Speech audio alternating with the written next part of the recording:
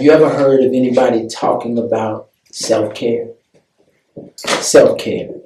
I hear it every day at work. Every day, every week, they do a wellness check at my job. And I found myself every day around 2 o'clock when the wellness check would come across my phone. I would find myself, they would ask you on a scale of 1 to 10, what are you today? Well, every day I was finding myself saying something like, I'm in at a 10 again, my friends. I would do little stuff like that because I came up in a spiritual tradition where I was taught that the weak should say that they're strong. Let the weak say, I am strong. So my constant confession is to always declare that I'm strong. But if I'm weak, how do I ever get to develop the strength that I need if I'm just going to continue to confess how strong I am? Well, self-care for me, for many years, turned into a conversation. I was watching people that to me appeared to be sickly, appeared to be struggling in a myriad of ways. But when they were asked, how you feel? I'm good.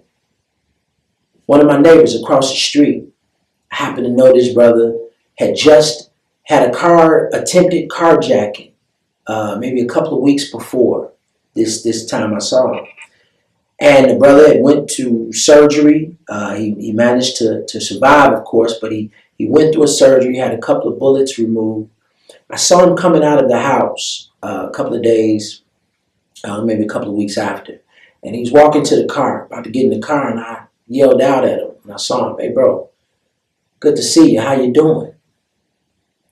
First words out his mouth, I'm good. I thought to myself, how good are you?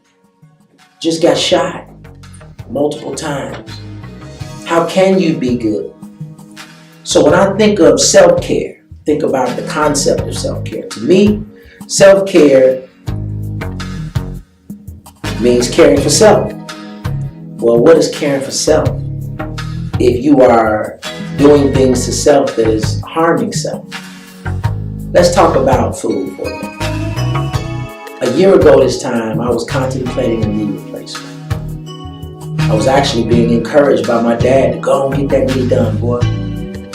I was telling him the pain that I was suffering and was going through. Pops had already had 2 knee replacements and a hip replacement. So his advice was, man, you'll be fine. Go and get that knee done. You'll be just fine.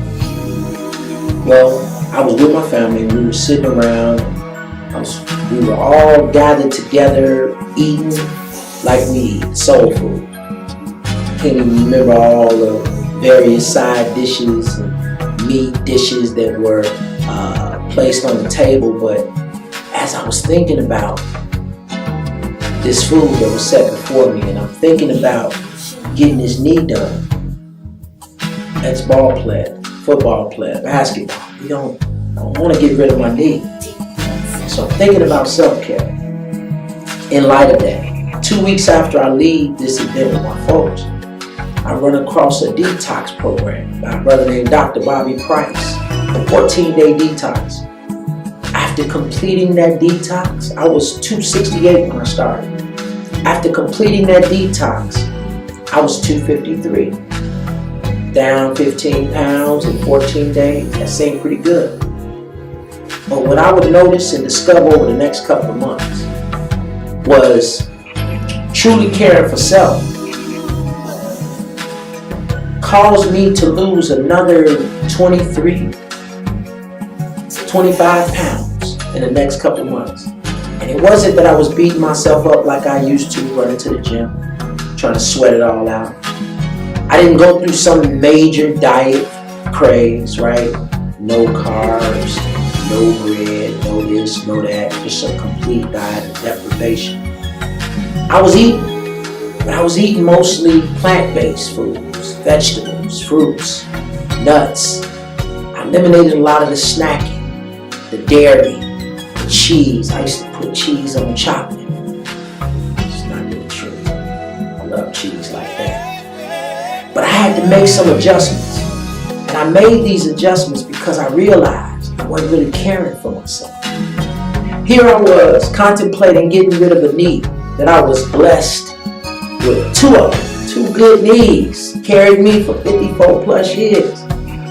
Getting up and down the court. But today, I realize that self-care is a conversation, but self-love is a practice. My hope is that we'll stop talking about caring for ourselves and we'll start doing something about it, like I did. And it's daily, it's gradual. You know, Scripture says, be not conformed to this world, but be transformed by the renewing of your mind.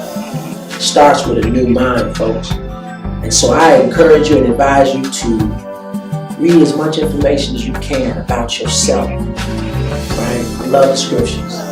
Love all of that. But there's some other things, some other sciences that I believe we've got to start to spend some time unpacking so that it can open our eyes and our eyes of understanding so that we can live more optimally.